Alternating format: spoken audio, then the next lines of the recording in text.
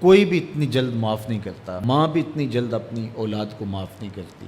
جتنی جلد بندوں کو اللہ معاف فرماتا ہے، بلکہ جو صغائر ہیں وہ تو بغیر توبہ کے ہی معاف ہوتے رہتے ہیں۔ فرمایا کہ جب تم وضو کرتے ہو تو اعضائے وضو کے گناہ جھڑ جاتے ہیں وضو سے،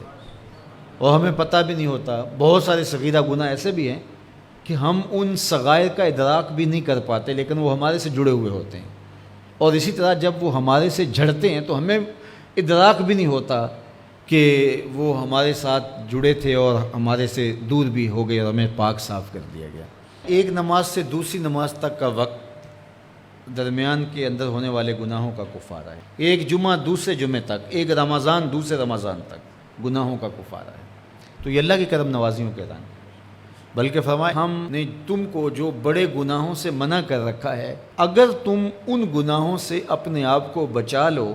تو ہم اس کے صلے کے اندر تمہارے چھوٹے گناہ ویسے ہی معاف کر دیں گے۔ ایک تو ہے کہ تم وضو کرو گے تو جھڑیں گے، ایک تو یہ ہے کہ تم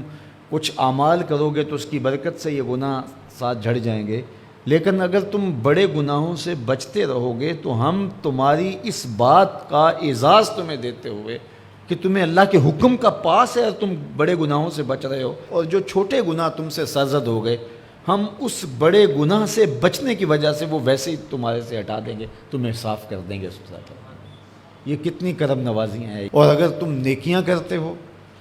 تو نیکی بھی تمہارے گناہ کو مٹا دیتی ہے۔ اللہ کے محبوب علیہ السلام نے جو 3 وصیتیں کی تھی تو ان میں سے ایک وصیت یہ تھی کہ گناہ تم سے سرزد ہو جائے تو اس کے بعد تم نیکی کرو، کیوں؟ تم ہوہا، جو نیکی ہے وہ گناہ کو مٹا ڈالے گی۔ یہ کیسا اس کا الوہی انتظام ہے کہ ہمارے گناہوں کو مٹانے کے لیے کتنے سامان رکھیں۔ چھوٹے گناہ سرزد ہو گئے ہیں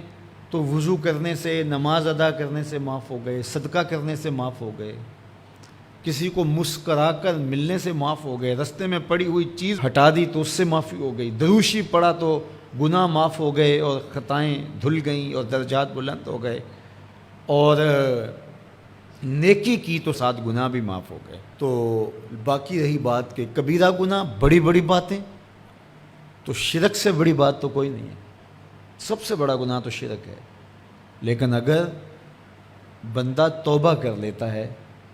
تو اللہ شرک کو بھی معاف کر دیتا ہے۔ ایمان شرک سے برات کا اظہار ہے تو شرک بھی معاف ہو گیا، ورنہ شرک معاف نہیں ہے،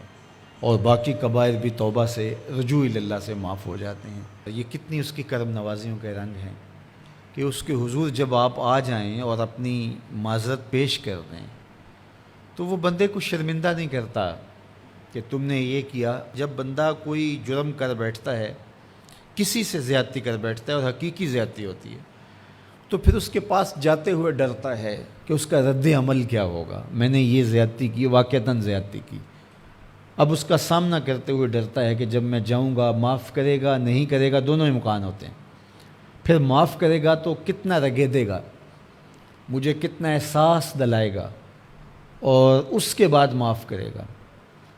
تو بندے کے قدم اٹھتے بھی ہیں، اور کئی وسواس اس کے ساتھ جڑے ہوئے ہوتے ہیں کہ معافی ہوگی یا نہیں ہوگی، اور میری تذلیل ہوگی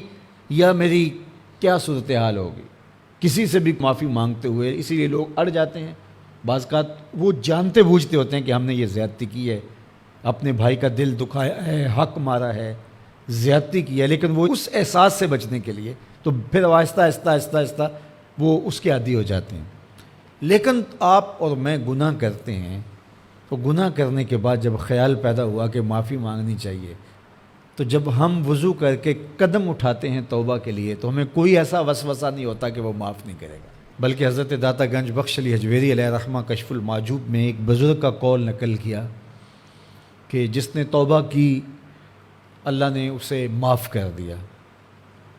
تو پھر ایک دوسرے بزرگ کا قول پیش کیا، کہا نہیں ایسا نہیں ہے کہ جس نے توبہ کی اللہ نے اسے معاف کر دیا، بلکہ یہ ہے کہ جس کو اللہ نے معاف کرنا تھا اس کو توبہ کی توفیق دے دی۔